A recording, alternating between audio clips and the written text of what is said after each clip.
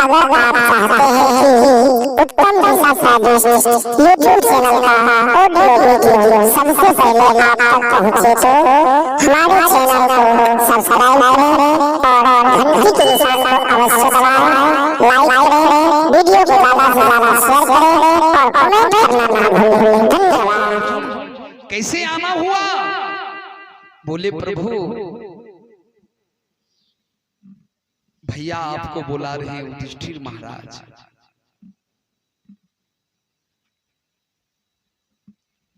भगवान श्री कृष्ण तुरंत तैयार हो जाते हैं। अर्जुन जी के रथ पर भगवान बैठे, अर्जुन जी रथ लेकर के वहां से चल दिए।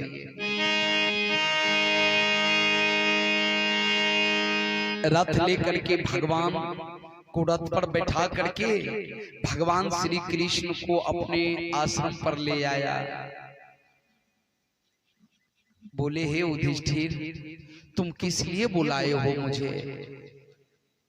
हाथ जोड़ करके बोले कि प्रभु मैं इसलिए बुलाया हूं कि हस्तिनापुर में हमें आधा राज होना चाहिए, लेकिन हमें तो दुर्योधन के कहने पर चाचा जी भी नहीं दे रहे हैं, राज का घोषणा कर रहे हैं। और दुर्योधन कह रहे हैं कि हम सुई का नोक बराबर राज नहीं देंगे, तो हम पांचों भाई कैसे गुजारा करेंगे?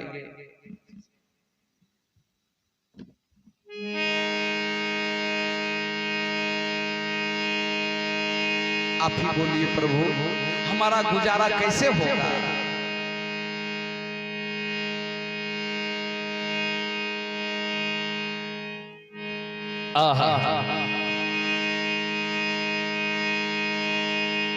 ए बाबू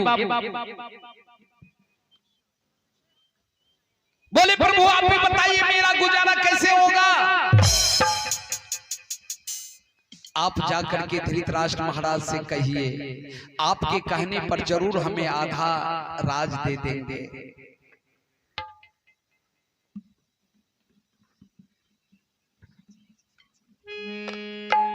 पांचों ठो गांव दिलवा दीजिए प्रभु। भगवान बोले तो ठीक है आधा राज हम कहेंगे कि आधा दे दीजिए। कहीं धृतराष्ट्र महाराज दुर्योधन कहीं आधा राज नहीं दिया तो फिर हम वहां से पूछने के लिए आएंगे। तो बोले 5 ठो गांव दिला दीजिएगा।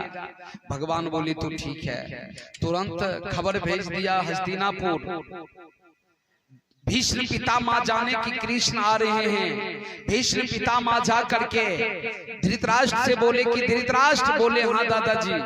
बोले कि यहाँ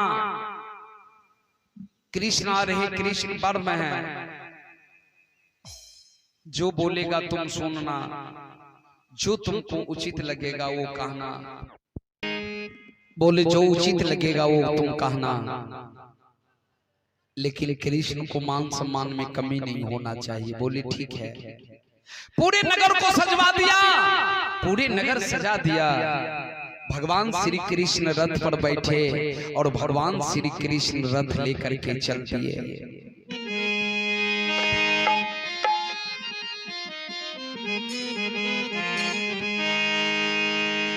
आहा ये बाबू भगवान श्री कृष्ण वहां से आ जाते हैं। राजसभा में दरबार लगा हुआ है, बड़े बड़े राजा बैठे हैं। भगवान श्री कृष्ण रथ से नीचे उतर करके राज दरबार में बढ़ते हैं। जितने भी सभासद थे सब उठ करके खड़े हो गए, सम्मान किया। भगवान श्री कृष्ण बैठ गया। फिर धृतराष्ट्र महाराज हाथ जोड़ करके बोले कि हे मधुसूदन जोगीराज कन्हैया कैसे आना हुआ? हस्तिनापुर आने से मेरा शोभा बढ़ गया है, कैसे आए हैं? बोले कि मैं आया हूं ना तुम्हारे तरफ से ना पांचों भाई पांडव के तरफ से, मैं दूध का दूध पानी का पानी इंसाफ करने के लिए आया हूं। बोली तो आप क्या कहने के लिए चाहते हैं? भगवान श्री कृष्ण बोले कि आधा राज है, पांचों भाई पांडव का आधा राज है, क्योंकि पांचों भाई पांडव का भी आधा हिस्सा होना चाहिए। पांडु धृतराष्ट्र दो भाई थे।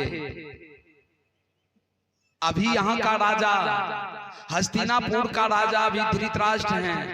पांडु मर गया तो उनको पुत्र को तो राज होना चाहिए।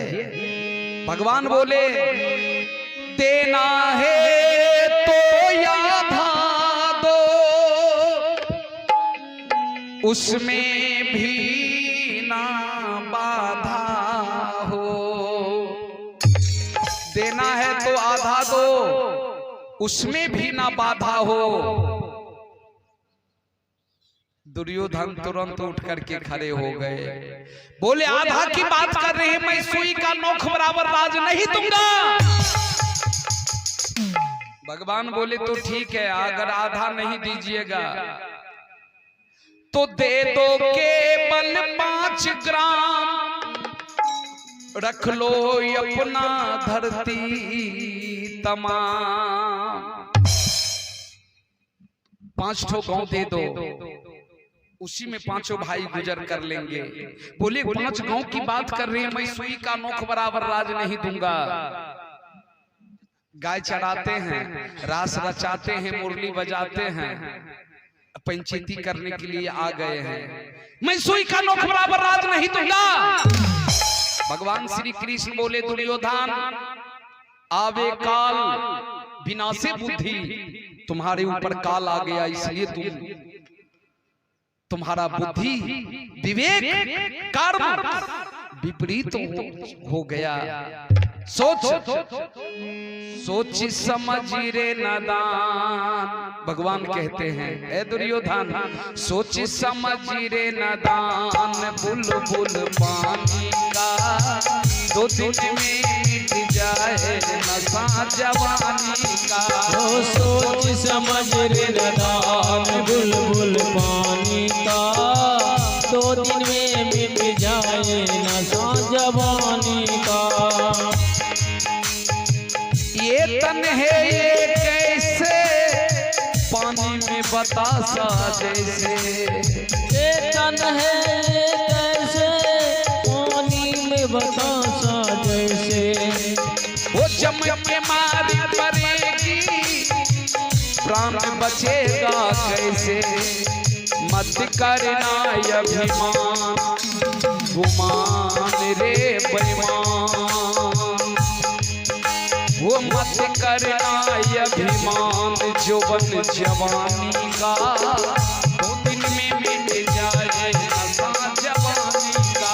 सोच समझ रे नादान, बुलबुल पानी का 2 दिन में मिट जाए नशा जवानी का। सोच समझ रे नादान, बुलबुल पानी का 2 दिन में मिट जाए नशा जवानी का।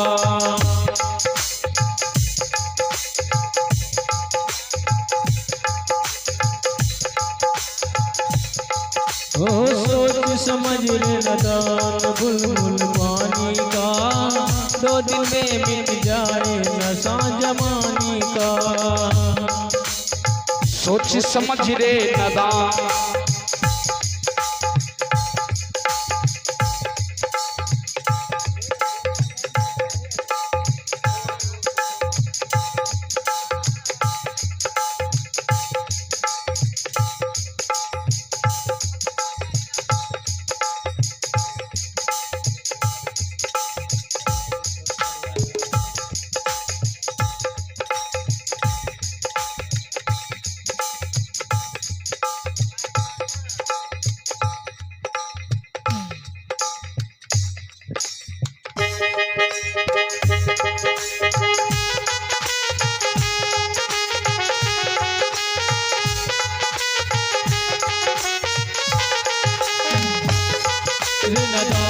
बुलबुल पानी का 2 दिन में मिट जाए नशा जवानी का।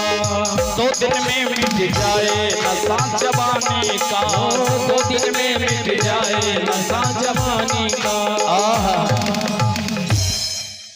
सोच समझ रे नादान, बुलबुल पानी का दो दिन में मिट जाए नशा जवानी का। आधा राज दे दो, अगर आधा नहीं दोगे तो पांचों ठो गांव दे दो धर्म के अनुकूल। बोले सुई का नोक बराबर राज नहीं दूंगा। हे कृष्ण, पांचों भाई पांडव के कहने पर तो नहीं देता, लेकिन मैं आपके कहने पर हस्तिनापुर का राज तो नहीं दूंगा सुई का नोक बराबर।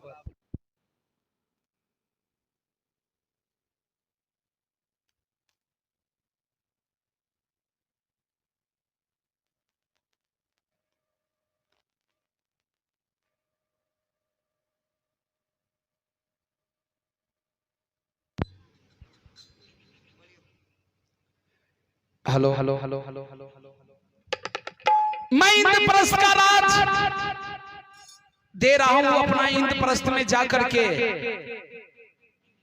पांचों भाई पांडव रहे परिवार के साथ, हस्तिनापुर का राज तो नहीं देंगे। भगवान श्री कृष्ण बोले तो ठीक है मैं जा रहा हूं। बोले हे कृष्ण भोजन तो कर लीजिए। बोले तुम्हारे यहां भोजन नहीं करूंगा। बोले क्यों? बोले भोजन करने का 3 कारण होता है। 3 कारण भोजन करने का 3 कारण होता है। पहला कारण है कोई कहीं जाते हैं तो चलते वक्त में अगर रात हो जाते हैं तो अचानक किसी के दरवाजे पर रुकना पड़ता है। अचानक किसी के दरवाजे पर रुकना पड़ता है तो गृहपति जो चीज बनाता है तो आए हुए अतिथि को भी भोजन करने के लिए आग्रह करता है कि भोजन कर लीजिए। तो उस समय खाना पड़ता है। अगर नहीं खाएगा तो गृहपति सोचेगा कि हमारे दरवाजे पर आकर के अचानक रुक भी गया, खाने के लिए कहता हूं तो इनकार जा रहा है खाने से। तो उस स्थिति में भोजन करना पड़ता है। पहला कारण। बोले दूसरा कारण पेट में भूख लगा रहता है तो मांग करके भी भोजन कर लेता है। तीसरा कारण है प्रेम के बस, अगर भोजन किया भी रहता है आग्रह कर देता है कि ये तनियोटा मुंह उठा लियो, तनियोटा खा लियो। तो आग्रह पर प्रेम के बस में भोजन किया भी रहता है तो थोड़ा बहुत खा लेता है। यही 3 कारण होता है भोजन करने का। बोले हे दुर्योधन, ना मुझे लेट है, ना मेरे पेट में भूख है, और ना तुम्हारे पास प्रेम है कि मैं भोजन कर लूं, इसलिए मैं तुम्हारे यहाँ से जा रहा हूँ। भगवान कृष्ण चले गए, विदुर जी के यहाँ पहुंचे। विदुरानी जी स्नान कर रही थी। भगवान श्री कृष्ण बोले कि मुझे भोजन दो, मुझे भूख लगा है, मैं खाऊंगा। विदुरानी जी दौड़ करके आई। कृष्ण को भूख लग गया। दौड़ करके आई, बर्तन में देखती है तो बर्तन में साग बचा हुआ था, साग थोड़ा सा। बोले हे कृष्ण ये साग का भोजन कर लो, सागे बचा हुआ है। बोले जो ही है वही दो, भूख लगा है। साग का भोजन कर लेते हैं। बोले ये साग से तो पेट नहीं भरा है। बोले रंभा फल है, केला लाती है। केला ला करके भगवान श्री कृष्ण को सोह करके देती है। छिलका भगवान कृष्ण को पकड़ाती है, गुदा उधर फेंकती है। छिलका इधर गुदा उधर, छिलका इधर गुदा उधर, छिलका इधर गुदा उधर। भगवान श्री कृष्ण छिलके को खाना शुरू कर दिए। खूब खाए छिलका। तब बोले आप पेट भर गया। विदुरानी जी जो ही नीचे सर किया, आगे बढ़ते हैं तो देखते हैं सब गुदा एक जगह ढेर है, छिलका एको गो नहीं है। विदुरानी सोचने लगी भगवान मैंने ये क्या कर दिया। भगवान को मैंने तो छिलके खिला दिया। दुर्योधन के तोड़ के मान विदुर के घर आए भगवान। विदुरानी ने दौड़ी आई, तन का उनको नहीं ठेकान। तन का ठिकान नहीं रहे कि मेरे शरीर पर वस्त्र है कि नहीं है, भोजन के लेकर के दौड़ जाती है केला लेकर के। वो दुर्योधन के तोड़ के मान विदुर के घर आए, भगवान विदुरानी ने दौड़ी आई, तन का उनको नहीं ठिकाना। मेहमान मेहमान मेहमान केला के छिलका के मेहमान, ओ मेहमानी मेहमानी मेहमानी केला के छिलका के मेहमानी, मेहमानी मेहमानी मेहमानी केला के छिलका के मेहमानी।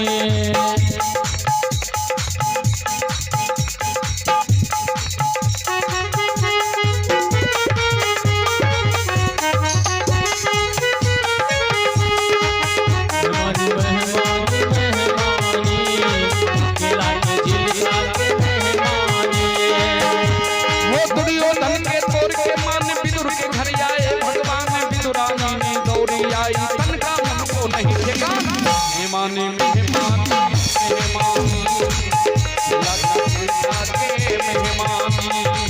मेहमानी मेहमानी मेहमानी केला के छिलका के मेहमानी।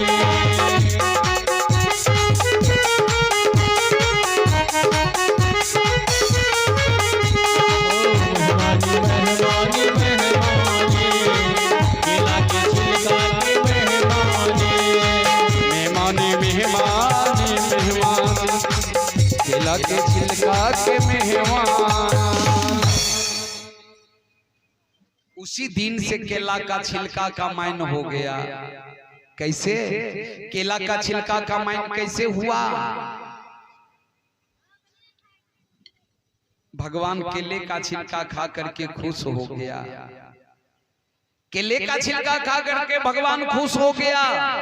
इसलिए आज भी प्रसाद जब चढ़ाते हैं तो केला का छिलका कब तक नहीं फेंकना चाहिए? जब तक प्रसाद का भोग नहीं लगा है, प्रसाद वितरण नहीं हुआ, तब तक केला का छिलका प्रसादे के नजदीक रहना चाहिए, क्योंकि केला का छिलके खा करके भगवान खुश हो गए थे। बोल दे प्रेम से श्री कृष्ण भगवान की जय।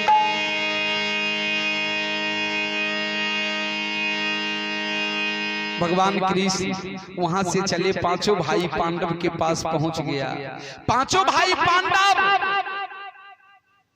हाथ जोड़ करके बोले कि प्रभु आधा राज दे देंगे न? बोले नहीं।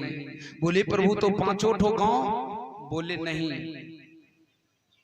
तो बोले प्रभु फिर हम लोग रहेंगे कहां? जब हमको पांचों ठो गांव नहीं देगा तो हम रहेंगे कहां? पांचों भाई पांडव बोले तुम्हारे पांचों भाई पांडव के लिए इंद्रप्रस्थ में जगह दिया, तुम पांचों भाई पांडव जाकर के इंद्रप्रस्थ में रहो, वहां जगह दिया है। बोले प्रभु वो तो पथरीली जगह है, वहां तो फसल का उपजाऊ नहीं है, वहां पानी का अभाव है, सुखार जगह है, वहां तो घर भी नहीं बनेगा। अच्छा कैसे होगा प्रभु? भगवान श्री कृष्ण बोले कि इंसान व्यक्ति दुनिया का कहीं भी रहेगा, संसार का कहीं भी रहेगा इंसान व्यक्ति, तो वहां स्वर्ग हो जाएगा।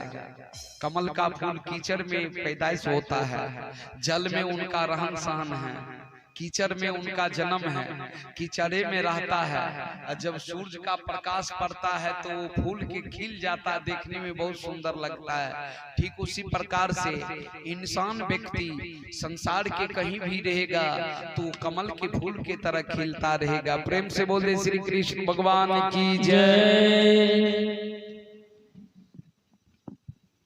चलो पथरीली जगह है, सुखार जगह है, कोई बात नहीं है, घर बनेगा।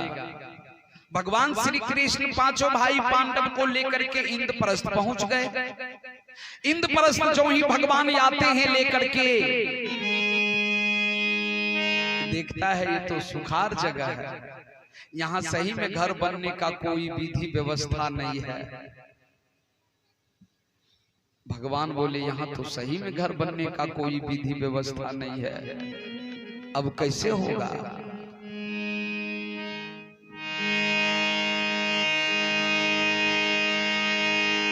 भगवान को याद आ गया हो टापू जंगल में अगिन देवता और मैं दानव का दोनों का झगड़ा चल रहा था, झगड़ा हो रहा था कई वर्ष से।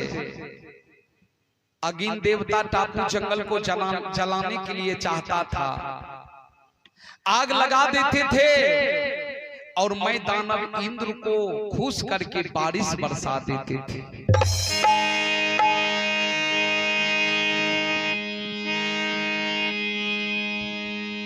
बारिश बरसा देते थे और अगिन देवता आग लगा देते थे और मैं दानव बारिश बरसा देते थे। यही झगड़ा हो रहा था। तो एक रोज अगिन देवता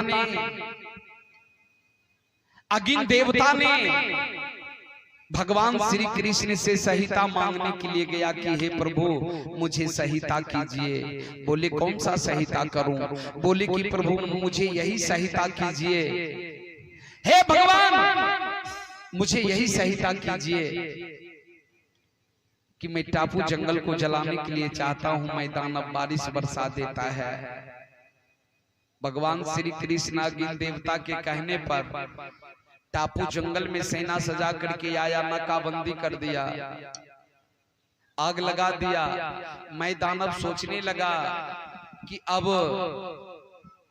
मैं जल जाऊंगा, मर जाऊंगा। तो बोले मरूंगा तो किनके हाथ मरूंगा, इससे अच्छा तो भगवान के हाथ मरना ठीक है। जिधर भगवान खड़े थे उधरे मैं दानव चले गए। अब भगवान के चरण पर गिर गए कि हे प्रभु मुझे छोड़ दीजिए। बोले तुम कौन हो? बोले प्रभु मेरा नाम मैं दानव है, मुझे छोड़ दीजिए प्रभु। अगर मुझे छोड़ दीजिएगा प्रभु तो मैं पल भर में जो कहिएगा वो तुरंत करके दिखाऊंगा, लेकिन मुझे छोड़ दीजिए। भगवान श्री कृष्ण बोले तो ठीक है मैं दानव, मैं तुम्हें छोड़ रहा हूं। मैं दानव को छोड़ दिया। भगवान बोले कि मैं दानव हमको कहा था कि जो आप कहेंगे करने के लिए पल भर में तुरंत करके दिखाएंगे, तो मैं दानव को बुलाता हूं। भगवान आवाज लगाते हैं, ओ मैं दानव, ओ मैं दानव।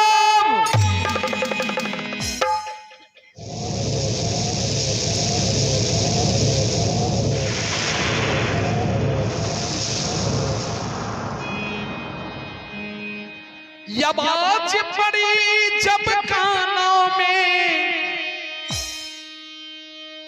हो आवाज पड़ी जब कानों में, आवाज पड़ी जब कानों में, आवाज पड़ी जब कानों में, आवाज पड़ी जब कानों में, आवाज पड़ी जब कानों में, आवाज पड़ी जब कानों में, आवाज पड़ी जब कानों में, आवाज पड़ी जब कानों में। राम हो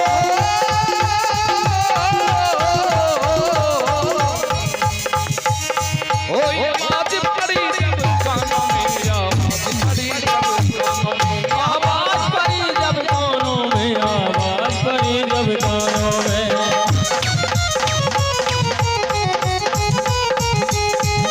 आवाज पड़ी जब कानों में, आवाज पड़ी जब कानों में।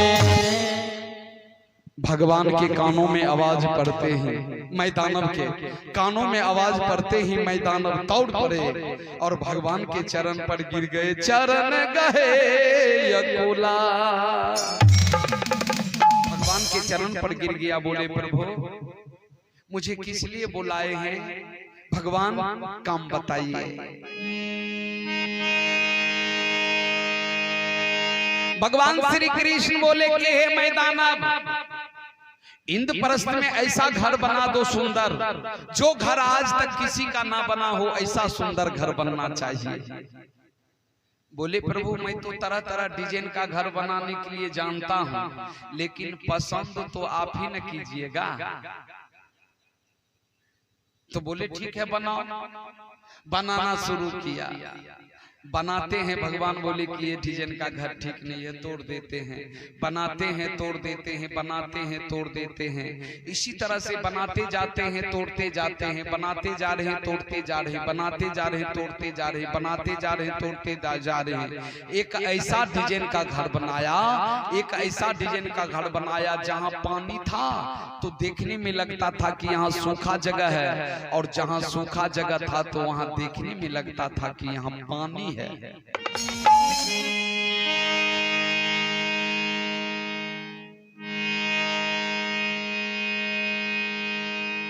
भगवान बोले ये डिजाइन का घर,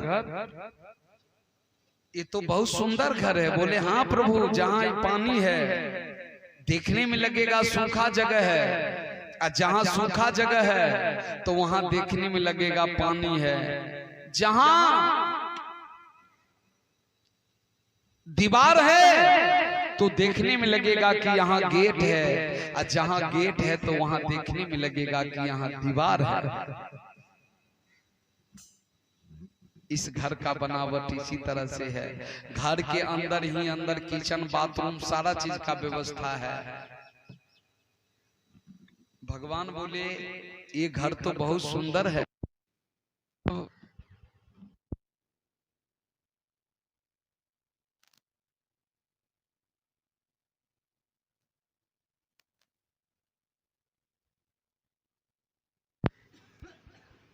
हेलो हेलो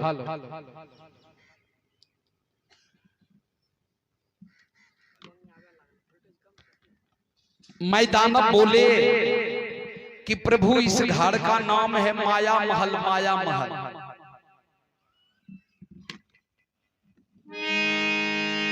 भगवान बोले तो ठीक है, रहने दो। कोई न जाने वो तेरी माया,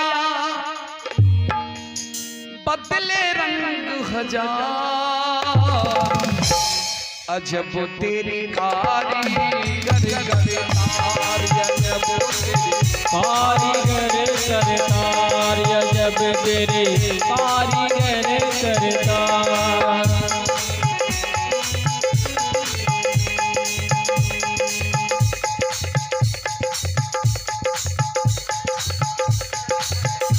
ओ कोई न जाने तेरी माया, कोई न जाने तेरी माया, बदले रंग हजार, अजब तेरी कारीगर करतार, अजब तेरी कारीगर करतार।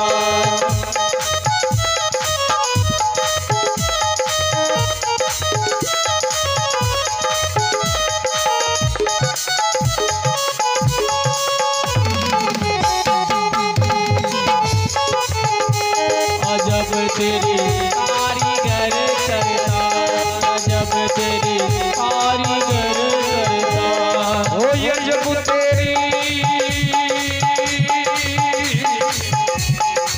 कारीगर करतार, अजब तेरी कारीगर करतार, अजब तेरी कारीगर करतार।